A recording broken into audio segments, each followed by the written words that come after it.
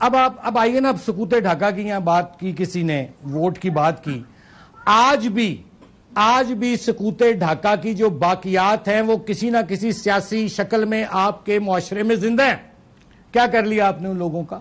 کچھ نہیں. ابھی آپ کو کچھ عرصے بعد یہی پتا لگے گا کون کس سے مل کے. دیکھو یہی حکومتیں بنی، کس نے کیا کیا. مجھے یاد ہے یہ جو ساؤتھ پنجاب محاذ بنا تھا کوئی 2 مہینے پہلے، ہمارے ایک دوست نے، آپ کے بھی دوست ہیں، ہم شو سارے آپ کے تو دوست ہوں گے ہی سیاستدانوں کے، انہوں نے کہا یہ کاشف ساؤتھ پنجاب میں شروع کر دیا، آگے یہی ایشو ہے.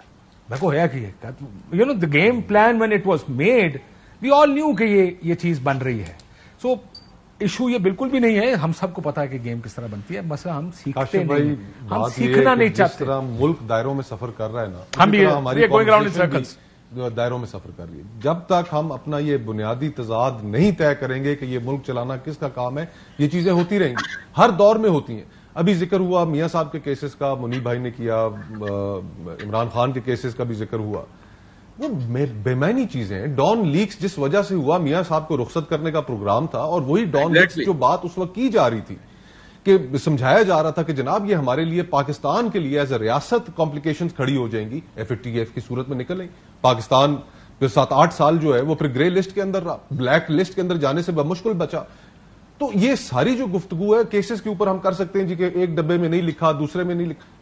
جب تک آپ گڈ بکس میں ہیں آپ کو 100 گنا بھی معاف ہے. جب آپ کی لائن تھوڑی سی ادھر اس سائڈ پہ ہو گئے، جب آپ گڈ بکس میں نہیں رہے، تو پھر آپ کے خلاف ایسی ایسی چیزیں نکال لی جائیں گی کہ آپ نے سیکھنا بھی کوئی تو سیکھنا. اب کاسٹ تو دیکھیں نا کاشف بھائی، اس سارے سفر میں 76 سال کے سفر میں ہم نے قیمتیں کیا کیا ادا کی. سب سے بڑی قیمت ہم نے یہ ادا کی کہ ہم نے آدھا ملک کھو دیا، اور اسی وجہ سے کھویا کہ وہاں کے جو لوگوں کا جو فیصلہ تھا وہ ہم نے ماننے سے انکار کر دیا. ہم نے کہا نہیں، ہم یہ فیصلہ مانتے ہی نہیں. آپ نے جس کو ووٹ دیے ہمارے نزدیک، ہم اپنے نیبرز کو دیکھیں وہ کہاں پہنچ گئے، کہاں پہنچ گئے، اور ہم اب یہ فیصلہ کریں ساڑھے کو کھانے دے پیسے. تو ہم یہ دائروں کا جو سفر ہے یہ ختم ہی تب ہوگا کہ جب ہم اپنے، وہ کہتے ہیں نا کہ معاشرے کے جب تک آپ بنیادی تضادات کو طے نہیں کریں گے، جو کانٹرڈکشنز ہیں. اور سب سے بڑی کانٹرڈکشن یہ ہے ہماری پارلیمنٹ بے معنی ہے. آج اگر عدلیہ پولرائز ہوئی ہوئی ہے، اگر عدلیہ ٹھیک فیصلے نہیں دے رہی، آپس میں دستوں گریباں ہیں، لٹرلی عدلیہ دستوں گریباں ہے، تو کیوں ہے؟ کس وجہ سے؟ کیونکہ مداخلت ہوئی. ججز کے اوپر ریفرنسز فائل کیے جا رہے ہیں. محسن اختر کیانی صاحب کے اوپر ایک تازہ نیا ریفرنس فائل ہو گیا. آج میں اخبار کے اندر پڑھ رہا تھا کہ جسٹس طارق مسعود صاحب کے اوپر ایک ریفرنس ان کے اوپر بھی داخل ہو گیا. یہ کیا چل رہا ہے؟ کس لیے چل رہا ہے؟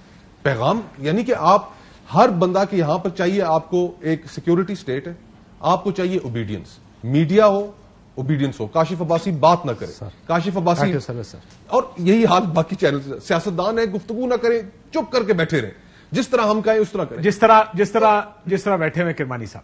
کیوں کرمانی صاحب؟ مسئلہ یہ کہ ہم سبق نہیں سیکھتے. That's our biggest fundamental. یہی ہے ہمارا پرابلم.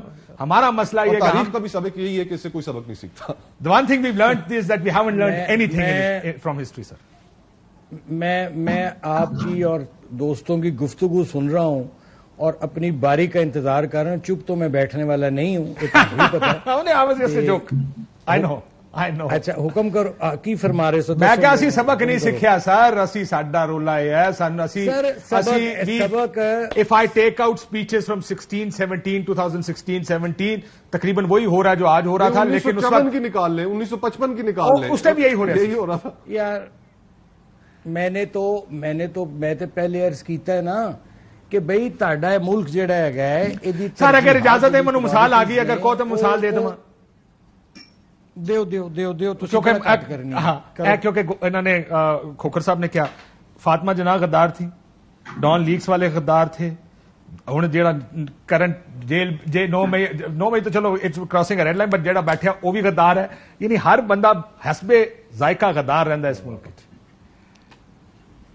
دیکھو سر، گزارش ہے یہ کہ یہ جڑا سلسلہ ہے نا جو یہ ختم ہونا چاہیے اب، کہ کون محب وطن ہے کون غدار ہے. 9 مئی کا جہاں تک واقعہ ہوا ہے میں سمجھتا ہوں وہ تو ریاست پاکستان پر حملہ تھا نا، ایک فوج پر حملہ تھا. اس کو تو بالکل اب سیپریٹ رکھیں. میں تو اس کو ایک سمجھتا ہوں کہ جو سکوت ڈھاکہ ہوا تھا اس کے بعد یہ ایک بہت بڑا ثانیہ ہے.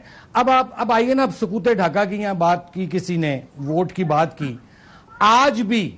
آج بھی سکوت ڈھاکہ کی جو باقیات ہیں وہ کسی نہ کسی سیاسی شکل میں آپ کے معاشرے میں زندہ ہیں. کیا کر لیا آپ نے ان لوگوں کا؟ کچھ نہیں. میں اس لیے کہتا ہوں بھائی یہ اپنی پرائرٹیز جو ہیں ان کو ریسیٹ سر ویسے سیاسی جماعتوں نے کرنا ہے نا، دیکھیں آپ لوگوں کو ہمیں موقع ملتا ہے، آپ بھی ادھر ان کو لے لیتے ہیں، دوسرے کو ہم نے ملتا ہے تو وہ لے لیتے بھگتا ہیں۔ ہے کاشف کسی عباسی اور کو دو صاحب، گے۔ نواز شریف نے تو بھگتا ہے، اس نے تو قربانی دی ہے، اس نے تو بے گناہ سزا بھی کاٹی ہے۔ میں کہتا ہوں کہ اپنے ہاؤس کو سر پھر سبق سیکھا؟ چلے یہ سوال کا جواب دے دیں، آپ نے کہا اس نے بے گناہ سزا بھی کاٹی، پھر سبق سیکھا؟ ہاں نا، 30 سال سے آپ کو دیکھیں ایک تو سبق ہوتا ہے جو آپ سیکھ لیتے ہیں، ایک وہ ہوتا ہے جو آپ نہیں سیکھتے، یہ وہ والا سبق ہے۔ نہیں، ایک سبق وہ ہے جو آپ ہارڈ وے پھر سیکھیں گے۔ اگر آپ اب نہیں سبق سر سیکھیں وہ گے اگر پھر اب آپ کو تک نہیں نیچر سبق سیکھے نا تو سکھائے گی۔ پھر وہ نہیں سیکھ سکتے۔ اگر ہم یہ پچھلے 7-8 سال کی بات کر رہے ہیں، اللہ کو دعا کرو، جس طرح وہ گئے اللہ تھے کو دعا اسی طرح کرو، دوجا کر گیا سکنے ہیں۔ میری کہا تو تسی اگری کر دو کرمانی صاحب، جس طرح وہ گئے تھے اسی طرح یہ گیا ہے۔ عمران خان صاحب گئے اندر۔ دیکھیں سر گزارش، دیکھیں سر یہ جو پاور پالیٹکس ہے نا، یہ پھر پاور پالیٹکس میں یہی ہوگا، جب آپ سیاہ کو سفید، سفید کو سیاہ کرنے پر تل جائیں گے تو پھر وہاں ثانیہ 9 مئی بھی آتا رہے گا، وہاں اقامے پر بھی الیکٹڈ پرائم منسٹرز کو نکالا جاتا رہے گا، وہاں پھانسی پر بھی وزیر اعظم کو جھولنا پڑے گا۔ آپ کو اپنی پرائرٹی سیٹ کرنا ہوں گی، ہاؤس کو ان آرڈر لانا ہوگا اور یہ فیصلہ کرنا ہوگا کہ آپ نے اس ملک میں do you want a genuine democracy اور اے کنٹرول ڈیموکریسی۔ آپ سبق کی بات کر رہے تھے، سیاستدانوں نے ایک سبق سیکھ لیا ہے اور غلط سیکھا ہے۔ لڑنا نہیں، وہ سبق انہوں نے یہ سیکھا ہے کہ روڈ ٹو اسلام آباد کمز ٹو، کہ اگر آپ نے اسلام آباد پہنچنا ہے تو پنڈی پہنچنا ہے۔